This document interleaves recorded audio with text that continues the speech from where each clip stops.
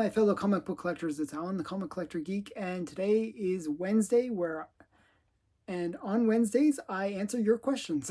That's what every Wednesday I basically do a Q&A thing where the week before people ask me questions, and then the next week I answer them. So basically this week I got some great questions, and if you want to have your great question answered, just put a comment below in this video, and I will answer your question next week. The first question comes from K. Munin. What in particular made you such a huge fan of Zombie Tramp, and how did you first get introduced to the character? Well, I actually don't remember how I got first introduced to Zombie Tramp. I think somebody mentioned to me once, oh, you'd probably like this, it's kind of campy. I don't know how I got into Zombie Tramp. I think it was either that or a random search, and I just sort of happened upon this character. But I've always been a fan of zombies, just as like a undead creature. And when I heard that there was a zombie plus kind of sexy thing going on, that really appealed to me. So that was kind of the birth of my interest in Zombie Tramp. I ended up picking up a few issues of Zombie Tramp. I think actually I tried to order them from my comic shop, and they wouldn't. At the time I wasn't using Stackery, and they wouldn't send them to Canada because they were mature. So I was like, oh, how am I going to get these books to Canada? So I ended up ordering them from some other place. I got like a couple books to come, and I thought they were pretty interesting.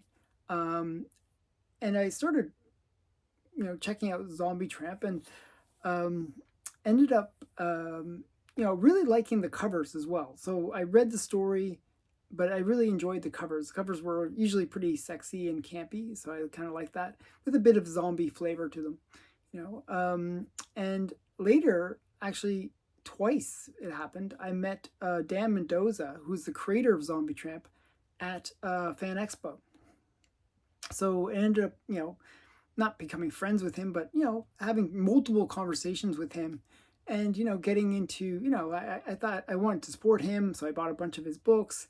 I just kind of got more and more into it. And eventually I said, hey, I'm going to get the whole Zombie Tramp collection. I even tried to get all the different variants, and I went a little wild with it. And then, I got the sort of the pinnacle of the Zombie Tramp books, which is Zombie Tramp #1. And, if you look at this, you can kind of guess a little bit why I like Zombie Tramp. It's sort of sexy, zombie character.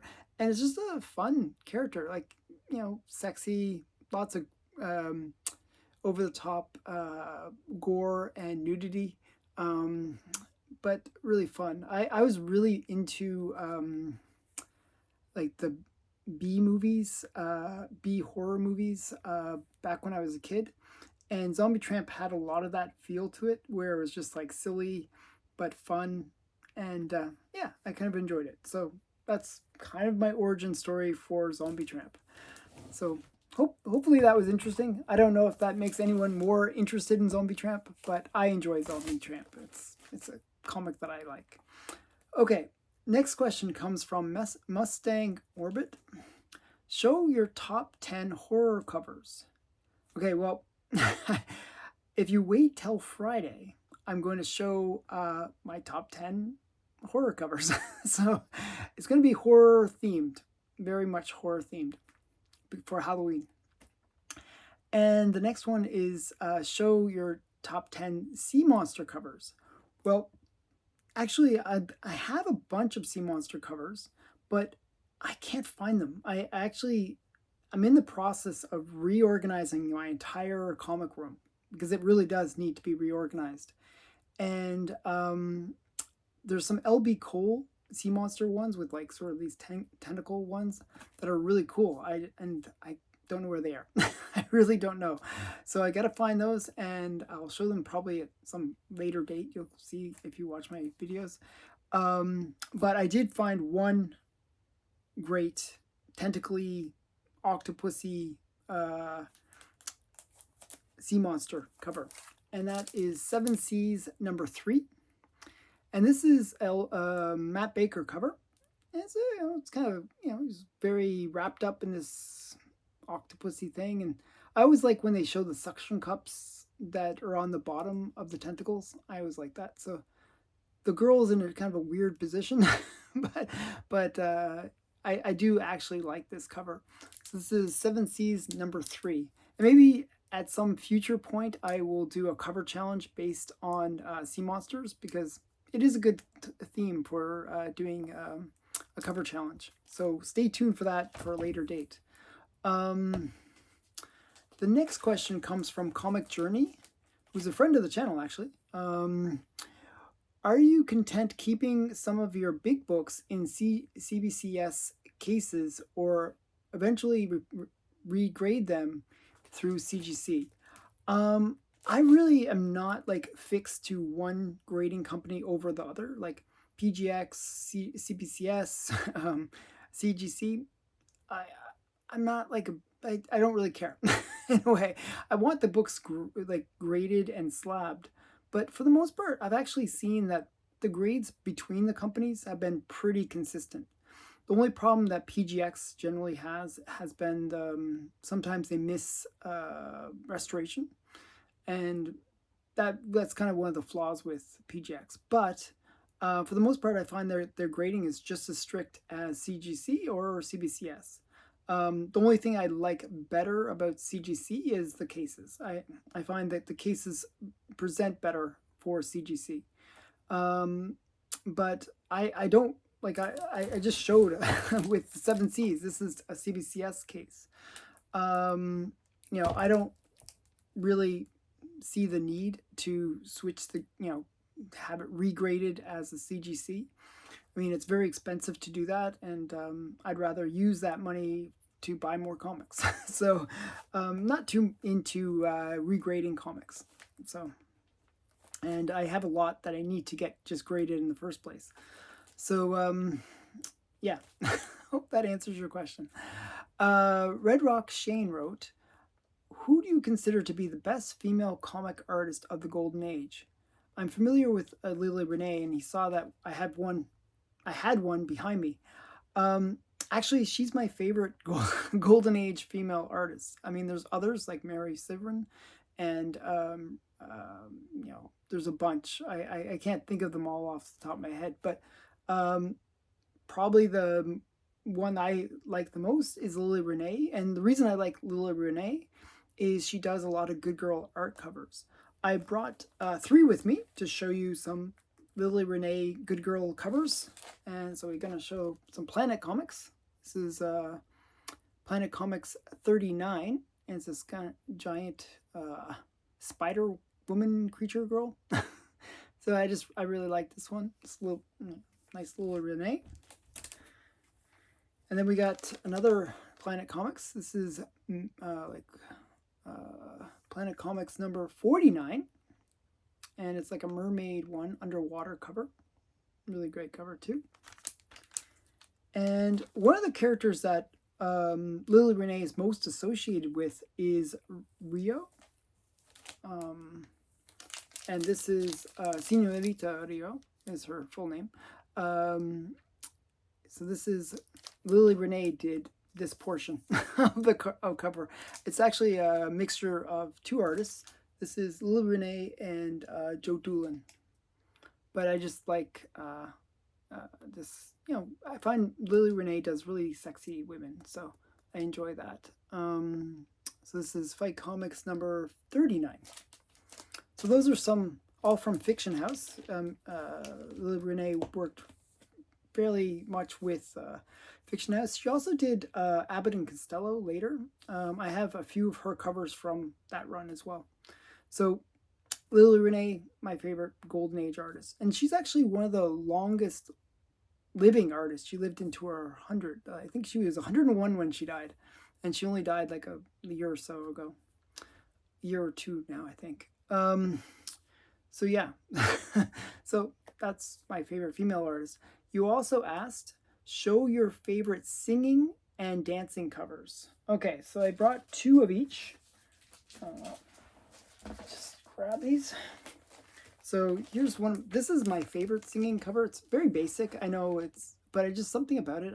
It's got this great good girl art element to it. This is True Life Secrets number 9. I just think it's something about it. It's very classy. I like the big band look to it. Just something about it. I just really like it. So this is True Life Secrets number 9. And another singing cover is Josie and the Pussycats. I'm a big fan of Josie and the Pussycats. And, you know, I like their little cat suits. So this is a little bit of that good girl plus singing. So Josie and the Pussycats number 1. And on the dancing side, we got Roly Poly Comics number 12. And this is just a great harem, you know, girl dancing kind of cover. I just think it's really great, kind of sexy. She's like really bending her back, like almost like, looks like her back's gonna break, but I think it's really sexy. It's fun. And then we got one that's like a very classy dance. This is Popular Teenage Love number 17. And it's just them, you know, doing a very formal dance, and it's LB Cole cover. That's why I like it. I just like this whole like scene. More than just, it's not, for me, it's not about the dancing, it's about the whole scene. You got it looks like a group of people talking in the background, and you know, and then this probably talking about this couple, right? I just like that whole, you know, it's almost like a story is being told on the cover. I enjoy that. So this is Popular Teenagers number 17. Just a great LB Cole cover. So those are my dancing and singing covers. But I have others that I could have brought. There's some really fun ones that I have as well. But I just thought these ones were cool ones to show. Okay. Next question. Brute asked, what's your oldest comic in your collection? So the oldest comic in my collection actually came from my friend Mark Olroyd, and he basically gave me a comic. I think it's like from the early 1900s, and I don't know where I put it. I think it's in my closet behind me. And I gotta search for it because I'm like, where did I put it? I thought it was in one box. I searched that box. It was not in that box. And I'm disturbed by the fact that I have no idea where I put it. It's one of those things that I put away safely during the move to this place. And in the process, I have no idea where I put it. It's driving me crazy. So somewhere in this house, I have no idea. I'm looking for it. But it is an early comic. If you want to see it, all you have to do is look at old price variant shows where I'm actually in England, and we met in England, and he gave me a comic. So if you go searching through the old archive of videos, you'll find it. Yeah. I wish somewhere in that video archive I showed a video of me packing because then I could find stuff, but I don't know where it is, which is really frustrating. Next question comes from Fan for Collecting. What no-brainer Thanos-related comics would you get? And then he asked for 3 different tiers. So high tier, mid tier, and low tier. So I brought actually the high tier. The 2 other tiers I didn't bring, but I will tell you what they are. That I think are no-brainers. The first would be this one. This is Iron Man number 55. It is the first appearance of Thanos. Now, this is a really cool book because it's not just the first appearance of Thanos. It is the first appearance of the Blood Brothers, first appearance of Drax, and first appearance of Star Fox. So a whole bunch of first appearances in this book. So if you have the money, this is the book to get. This book will kind of cost you anywhere from $200 on the low end to $600 for a mid-tier book for graded like 5.5 or something like that. And it can go way up beyond that in the high grades. But for a mid-grade copy, you can, it's a fairly affordable book considering how many key characters made their first appearance in it. It's really come down since the movies, actually. So that's Iron Man 55. Another book that I would strongly recommend, because it's one that's a little bit under the radar, even though it's kind of a major key, is Captain Marvel 26. I have it in my collection, but again, I have to search for it. I have no idea where it is. So Captain Marvel 26. Now, Captain Marvel 26 is the first cover appearance of Thanos. He's kind of like in a window. He's kind of in the background, but it is his first cover appearance. Now, that book goes anywhere from $30 on the low end to anywhere up to $100, $150. And if it's really, really high grade, maybe up to $300. So that's sort of a mid-tier book. The next one is Logan's Run, number 6, that I would recommend. And that's on the low tier. Like, that's really affordable book, anywhere from $10 to $40. You can even get graded ones for that $40 to $50 range. And they can be in really high grade.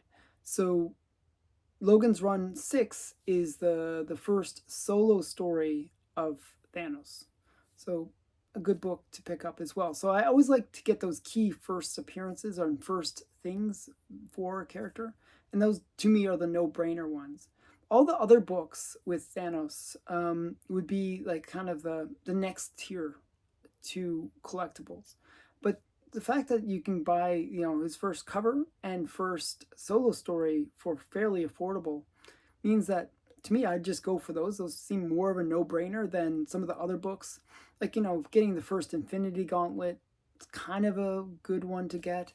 There's certain books that would be good ones to target for Thanos. But these 3 that I recommended would be the first ones I'd go after. So, hope that helps. The P-Man wrote, can you explain a little about comic books coming from Random House Archives? Okay, so Random House Archives, what they are is they're like Random House is a book publisher. And basically what they've done is they've made partnerships with DC, Dark Horse, IDW. And what they're doing is they're publishing trade paperbacks of complete story runs from those publishers. So you can get trade paperbacks of like some DC book or whatever. If you're interested in trade paperbacks, it's kind of the way to go. So usually they run from anywhere from $20 to about $30 for a trade paperback. So very affordable way of getting a nice little run of comics. So those are the ones from Random House, and they're typical trade paperbacks. So I don't know what else to say about it. Lyle Hobson wrote, what is the first appearance of the Pink Panther? Well, the first appearance of the Pink Panther is a Pink Panther number 1 from 1971. He's actually a character that surprisingly was much like later into the comics than what you might think. I always think of the Pink Panther as being like the 60s, but he didn't really make his first comic book appearance until 1971. And I think it's Gold Key as well. What was the first Infinity cover? That's your second question. Well, the first Infinity cover was actually from Mickey Mouse Magazine number 1 from 1933. January of 1933 is the date on the cover. And it's a really cool one because it's Mickey and Minnie on a seesaw. I don't have this book, so I can only describe it. They're on a seesaw, and they're both reading a copy of Mickey Mouse Magazine number 1. So it's like double Infinity cover because they're both reading that. So it's kind of cool for the first Infinity cover. Now there was Infinity covers that came out way later than that, and some people attribute those other ones as being the first ones, but really it was Mickey Mouse Magazine number 1, which is a pretty cool book because it's, the first appearances of some major characters like Mickey Mouse, Minnie Mouse. So yeah, that's the first first Infinity cover. The next question comes from user 113. He wrote, "What do you think of the X-Files?" Well, I actually watched the X-Files back in the day, and I even collected I never read, to tell you the truth, I'm being honest here, I've never read the X-File comics. I did collect them though, which is really odd, but I did watch the show. I was like kind of a semi-fan of the show. I liked the ones where it wasn't about aliens. That makes so the problem with X-Files is it went really down that alien path, and I didn't really find those as interesting as the more bizarre ones. I kind of like the more bizarre episodes of X-Files rather than when they were just sort of focusing on aliens all the time.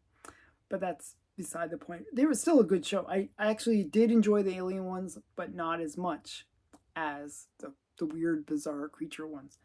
But I did get X-Files #1.